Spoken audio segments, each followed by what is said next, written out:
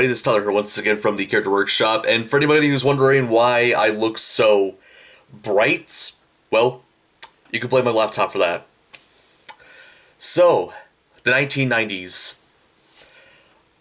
Overall considered a very nostalgic decade by a lot of people, mostly people who are in their late 20s and early 30s. You know, it gave way to a lot of, fan-favorite properties. This is the decade that Nickelodeon started doing, like, their own original animated stuff.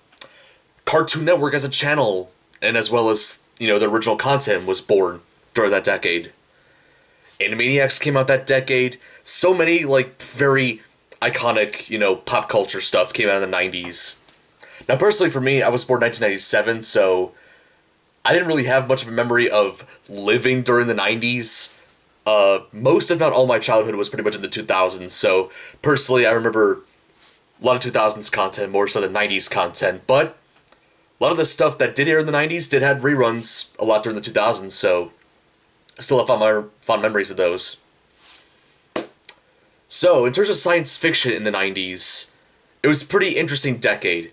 Star Trek started becoming quite a big franchise with, The Next Generation proving to be pretty popular, and then two more Star Trek shows came out during that decade, Deep Space Nine and Voyager. And then the ever-so-popular Star Wars, during the 20th anniversary year, 1997, which, funny enough, was the year I was born.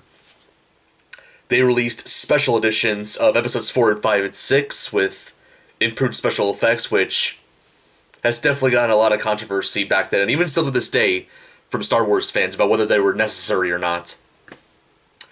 But one particular sci-fi franchise has not really had much of a foot in the 90s. A franchise that ended pretty much before the decade began. A franchise that's been around longer than both Star Trek and Star Wars. And that franchise, of course, is one of my all-time favorite franchises, and one that I've talked about multiple, probably about a quarter of this series, has been talking about Doctor Who. And yes, I'm talking about Doctor Who. As I mentioned before, Doctor Who, during the classic run, pretty much ended, before the 90s even began. Well, in particular, a month before the 90s began. The last episode of the show premiered in December of 1989, and pretty much called the entire end of the classic Doctor Who era. Despite the fact that there were plans for a season 27 in 1990, and, but yeah, that never happened because, I guess either the BBC or the production crew behind the show finally decided that enough was enough, and classic Doctor Who ended. And for many years, there was no Doctor Who content on TV, unless you count that Dimensions in Time charity special where Doctor Who had a crossover with the EastEnders, but besides that, there was not really much Doctor Who content in terms of, television in the 90s. There were, a ton of novels, but besides that, nothing else. That was until 1996, when the BBC collaborated with Universal Studios to attempt to bring back Doctor Who in the form of a television movie. And since Universal was the co-producer of this Doctor Who TV movie, first of all, thanks for interrupting me, plane that's flying in the sky at 11 at night for some weird reason. Anyways, so since Universal was one of the co-producers of the TV movie, that meant that Doctor Who, for probably, if I'm not mistaken, correct me if I'm wrong, I think at the first time in history, had its production filmed in North America. In particular, Vancouver, Canada. Well, actually, yeah, I was right, Vancouver, Canada. I don't know why I thought it was a different city, but whatever. So, without further ado, let's get started talking about the plot of the Doctor Who TV movie. So, the film starts off where the Master, who, of course, was a big recurring villain throughout Doctor Who, had a trial and execution going on Skaro by the Daleks. And the Doctor, who at the time, of course, was the 7th Doctor, played by Sylvester McCoy, transported the Master's ashes and remains to Gallifrey while he was in the TARDIS. But while he was on his way, by the way, the box that the Master's remains were in breaks open, and the ooze starts to leak out, which infects the TARDIS. And with no other choice, the Doctor had to make an emergency landing in San Francisco's Chinatown on December 30th, 1999. So when the 7th Doctor comes out of the TARDIS when he first arrives in Chinatown, he was shot by Gain, who was chasing down Shane Li, who was a young Chinese-American man played by Yi Chi So. I'm sorry if I mispronounced that name. So after the doctor got shot, Lee calls for an ambulance and escorts the doctor into the hospital, unaware that the ooze from the TARDIS, had the Master's remains, got on board the ambulance. When they were at the hospital and the bullets were removed from the doctor's body, a cardiologist by the name of Dr. Grace Holloway, played by Daphne Ashbrook, attempts surgery to stabilize the doctor's unusual heartbeats. But she was very confused after looking at an x-ray that, the doctor had two hearts. And she accidentally lodges a cardiac, I butchered that word multiple times. But she accidentally lodges a cardiac probe into the doctor's body, which everybody in the hospital thought killed him. And then the doctor's body was taken to a morgue, and while he was at the morgue, Lee steals a bunch of the doctor's possessions, including the TARDIS key and his sonic screwdriver. And the ooze then takes over the body of the guy who was driving the ambulance, played by Eric Roberts, who, of course, eventually, thanks to the ooze, transforms into the next incarnation of the Master. While the doctor was at the morgue, he regenerates into who, of course, would eventually become the 8th Doctor, played by Paul McGann. And the Doctor, as he was in his 8th incarnation, was suffering amnesia, and eventually, in typical regeneration story fashion, the Doctor gathers some clothes for himself to wear. This particular outfit, he was looking through lockers in the hospital. Well, actually, I think it might have been the morgue.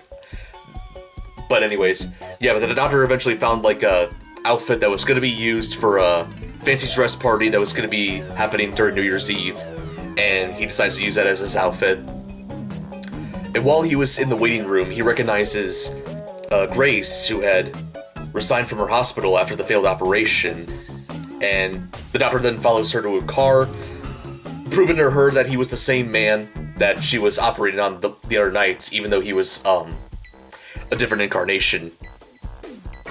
And Grace then takes him home to recover.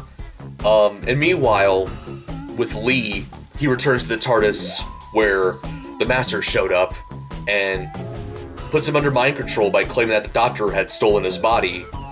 And the Master then convinces Lee to open up the TARDIS and then open the Eye of Harmony within it, which requires a human retinal scan, which, for anybody who doesn't know what that term means, it means an eye scan, basically.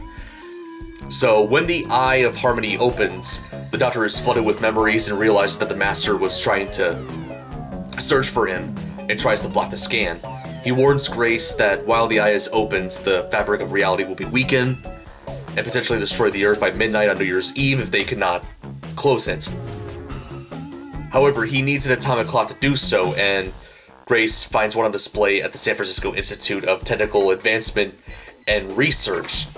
Holy cow, that was a long title. When they go back outside, they find the ambulance that the Master and Lee were waiting for them in, which, of course, Doctor and Grace didn't know it was those two. And the Doctor, of course, didn't immediately recognize the Master, but, eventually discovers his true identity when the Master's sunglasses falls off and he sees the Master's eyes, and he's like, yep, that's the Master, better get out of here. So him and Grace then escape, using a police motorcycle, I guess.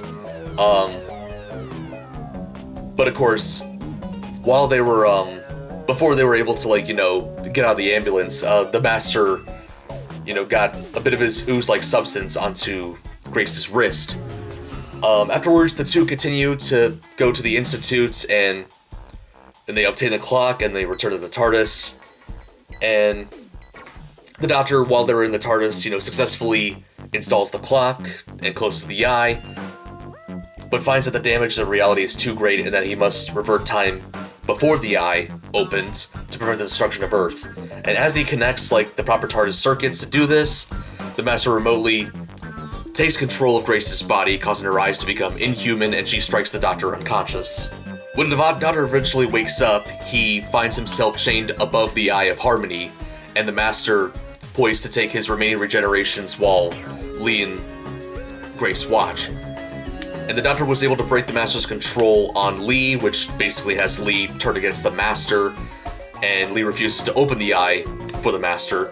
The Master then kills him by snapping his neck, and then realizes that he can, since he still has control on Grace, he can, have her open the Eye of Harmony. So he forces her to do so, and that begins, drawing away the Doctor's life force. And Grace, who eventually was able to snap out of the Master's control, of course, was able to go back to the TARDIS thanks to the Doctor's commands and, tie in the final circuits of the TARDIS to, into a time-holding pattern, preventing Earth's destruction, and then, goes back to go save the Doctor from the Master. And while she was trying to, get when she was trying to get the Doctor free, the Master then just, kills her by having her fall off an edge, I guess. But of course, this is given enough time for the Doctor to free himself, and he attacked the Master back. And the Doctor gains the upper hand and pushes the Master into the eye. The eye closes, and the time reverts to a few minutes, undoing Lee and Grace's deaths, so pretty much bringing those two characters back to life.